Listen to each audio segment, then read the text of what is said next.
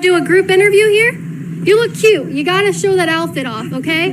All right, real quick. I won't hold you guys up. Me and James are both white people. Like, okay. we are in the oppressive class, and like we recognize. Am I in the oppressive class? Yeah, yes. Just like we benefit from white privilege in a way that like it's not obvious, but it's in a more subtle way. I mean, look around. Do you see any indigenous people? Yeah, I talked to a lot today, actually. Really? What tribes were they from? I didn't ask because that's not important to me. But it is. Do you know the history? It's not important to me. History of this campus? Tell me about it. This was built. Most of it was built by slaves. So anyways, folks, what's on tap for today? Well, it's Caitlin Bennett doing her interview. I believe it's at Rutgers University. And she's got two students who are avowed communists. I weep for the future of this country. I weep for these children, folks. I really weep for their parents, especially if they're conservative parents, all right? But anyways, we're going to do a reaction video. I'm going to give you my reaction to Caitlin Bennett doing her interview for Liberty Hangout.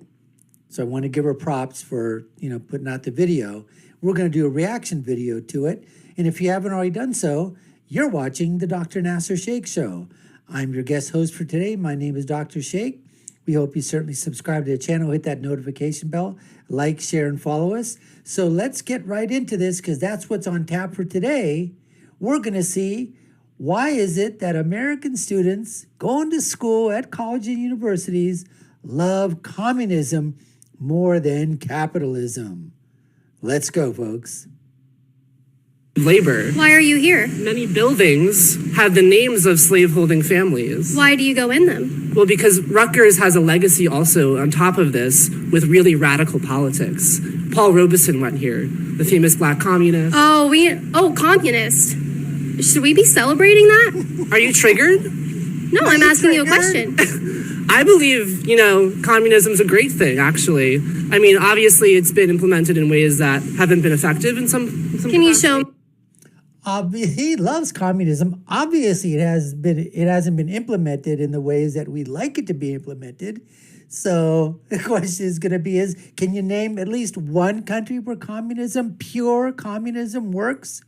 Other than the fact that over 100 million people over 100 years were killed in communist dictatorships? Come on now, all right? Then we go, are you triggered? I mean, the famous black communists. Me where it's been effective? I believe naturally humans hold a collective spirit. We are not atomized individuals. Neoliberalism has torn through humanity. So individualism is out of the picture. I believe we all have individual rights and the right to self-determination, as Palestinian people do as well. Very brave. Yes. And I also believe that naturally we gotta throw the Palestinian situation in there, folks. Gotta throw that in there. Or gotta throw Native American Indians. Gotta throw that one inside there just to have your bona fides, right? In terms of the woke virtue signaling class, especially coming from two very, very privileged white students. We are innately collective, and I believe that we all exist in a mosaic of humanity. And I think the fact that the capitalist system and neoliberalism has completely destroyed that produces ideologies like the far right that believe that in some ways eco-fascism is a direct result of that. My God, you were throwing out all these really crazy, weird terms. Eco-fascism. I was going to say the exact same thing, folks. This guy has got his talking points down.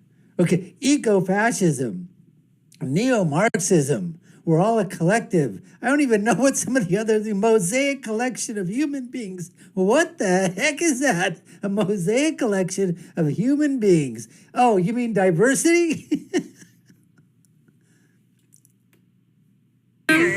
No, they are. Like, honestly, if you talk to a normal person, eco-fascism, that's really stupid. The shooter self-identified as an eco-fascist. He wrote a manifesto about the climate crisis. He said he accepted the science and then scapegoated black and brown people as a scapegoat for the climate crisis. This is real threats that we're dealing with, and I think to say that they're not real problems really minimizes. I never said that. I said it's silly. What is eco-fascism? What is that?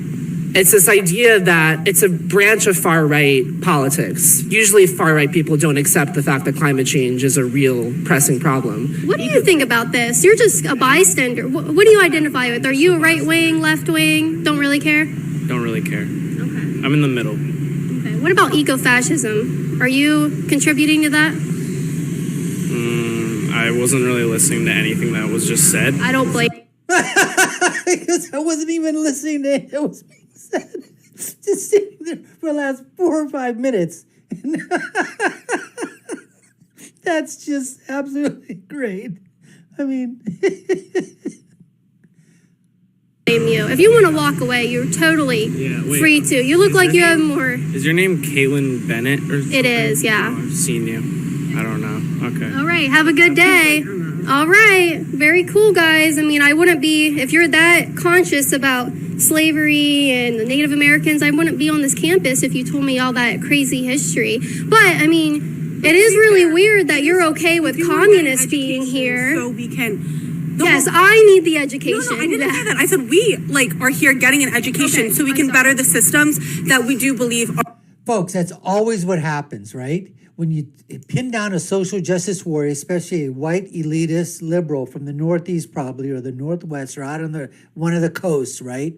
And you talk to these kids or adults, and you ask them and say, well, why are you going to a university that's so prejudiced, that it's been oppressive, that's had slavery attached to it in the past, that's done all these awful, evil things? You know, why are you taking a seat here? Why don't you voluntarily give up your seat? You do it, and I'll decide whether or not I want to do it. But don't lecture me. Don't lecture me on what I'm doing when you haven't done a damn thing other than basically virtue signal. And that's exactly what these do. Why don't you go ahead and give up your seat to an indigenous person? Why don't you give up your seat to someone, okay, that you think is in the oppressed class? And then you bow out. Do something else. Why don't you go to one of those other colleges that you think is really oppressed or isn't as good as the one that you're going to? And go get an education over there. And just do a swap, a switch. Can be done. Are like structurally oppressing people. Like, it's not fair to just say like, we recognize that the history is problematic, but there's also a positive history that James like very diligently pointed out. Communists came out of the school. Communist radicals, just people who like think That's in a different positive. way. I mean, radical is like an inherently positive thing. Communists. That's okay. Yes. The idea of communism is like absolutely liberating. It's the idea of like embracing a collective spirit to like build a better world. I mean, what, do you have like a defense of this instead of just like acting shocked? Like, can you give me? Wait a minute. Sorry, but build a better world? That's what communism is about? Build back better? Build a better world? Something to work with? Yeah, so I think communism is inherently wrong because it strips away the individual. If there's no more individual, so people can't be looked at as you're an individual, you're all different, you all have the right to do and be what you want to do and be and believe in. Communism takes away that ability to be who you are. It puts you in a collective to where thought is no longer about the individual. It's a collective thinking. Yes, it is. And then inherently communism is wrong because it's based off of theft. Communism is not okay because you don't have the right to your property under communism. Inherently, every person has the right to their property. You don't have the right to your property? No. Well, right now we're not living in a communist system, but I'm willing to give up. Personal property is a capitalistic notion that has been embedded in us, so we think that it's the right thing to do. Because why isn't it right to have your property and have a right to your property?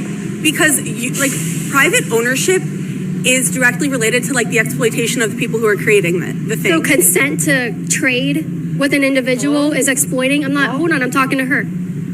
No, wait, consent to trade. That's not what I'm saying. When did trade become a point You of talk about capitalism is wrong because it exploits people. Yes. So consensual trade, I'm talking to her. Consensual trade is exploitation. Consensual trade is not happening in capitalism. It's not a barter system. As far as everyone's on the same playing field. This is why our students are so stupid, so imbecilic, so moronic. Okay? the only thing going for this girl right now isn't really a lot, and it's not a lot of brain matter up there, although they might have brain matter, but she's not using it and utilizing it properly, or it hasn't been given the proper nourishment. Let's say, let's say garbage in, garbage out, GIGO. I mean, for her to say that capitalism has nothing to do with free trade, I mean, that just I don't even know. Let's just continue. Capitalism does not produce even outcomes for people. That's the point. It shouldn't. It shouldn't. It's trading. I mean, if you want It's competition. Above everybody else. Some people inherently are better. Get a job? What if we live in Get a a job. system? We don't. We don't. We don't. Yeah, have So you read The New Jim Crow? We don't live in a society. I see different colors of people all give around the me evidence. every day. Just give me the evidence. How do we not live in a society? So why are 13% of black people disenfranchised right now? Because Is that because black people 13 deserve- Okay, so we did all the other talking points, and now we're gonna go to the what? To them black people. That's right. That's where we're gonna go to now. Let's start spewing out the statistics of the black race. that.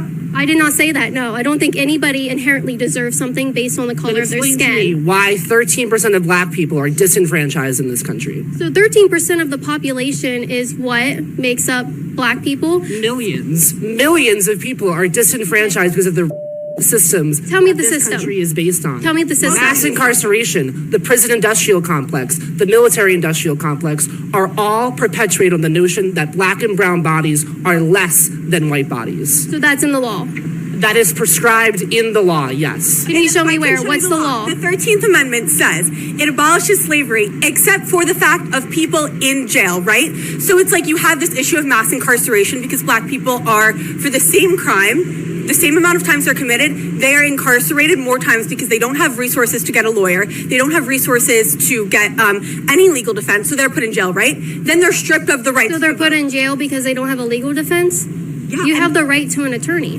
you have the right to a paralegal. It's different. A private attorney has way more political power, way more social capital than a paralegal does. It's really disappointing. You guys Defender system isn't You guys funded. think so lowly of black people in this country that you think that they inherently do not have these resources.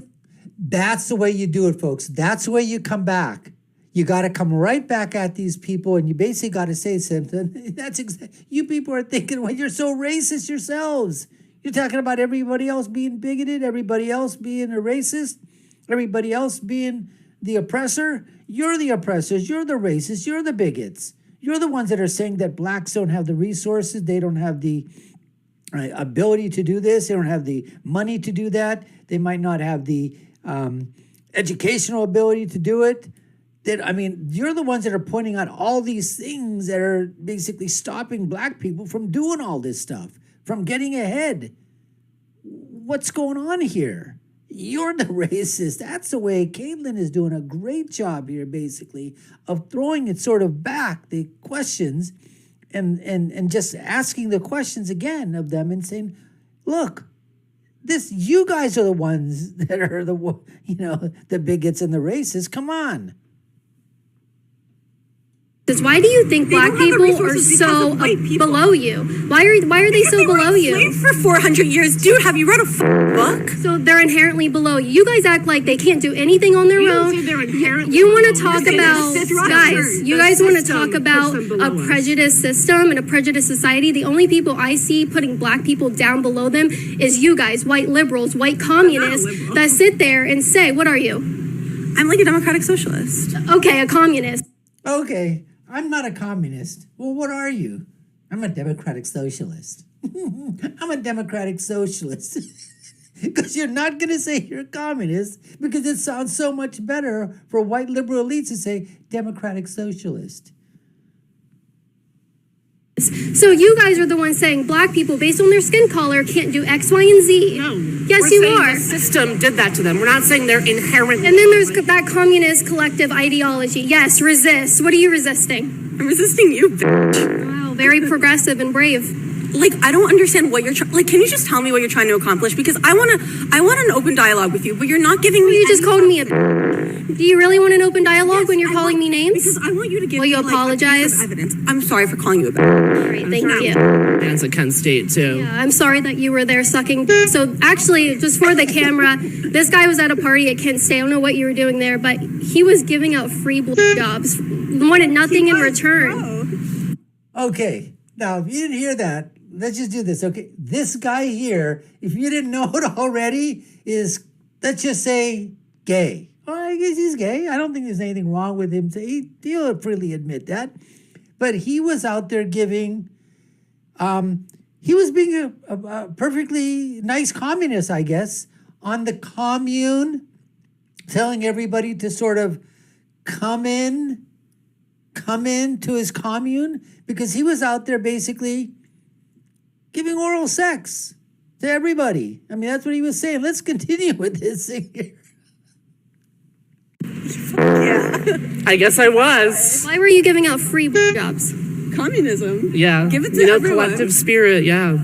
Share the wealth. Redistribute the wealth. The wealth is his penis. All right. You guys think you're acting funny, but I encourage you to look at this video after we put that in there. This is going to be great. We are running. Okay, folks. I mean, that was just, as I said before, you know, those possibly could be future leaders of the Democratic Party, folks. They could be the ones, they could be a senator from your state, a House of Representative member in Congress, you know, a Chief Justice on the Supreme Court. I mean, dare we even say possibly president? I mean, these are going to be the future leaders of our country. And I, as I said before, I weep for our students. I weep for college students. I weep for the parents of these students. I mean, especially if they're conservative parents. Oh my goodness, these white, liberal, elitist students that are just social justice warriors and are just virtue signalers and virtue signaling every single time, folks. It's absolutely incredible. Anyways, I hope you enjoyed that video as much as I did reacting to it. You're watching the Dr. Nasir Shaikh Show. I was your guest host. My name is Dr. Shaikh. And if you haven't already done so, we'd sure love it if you guys subscribe to the channel. Hit that notification bell. I'm just still laughing over the very ending of that video. Let's see here. Oh, I always forgot. And that is what I usually end my videos with, which is, when you're right, you're right. And when you're left, you're wrong. See you again next time, folks. Take care. Stay safe.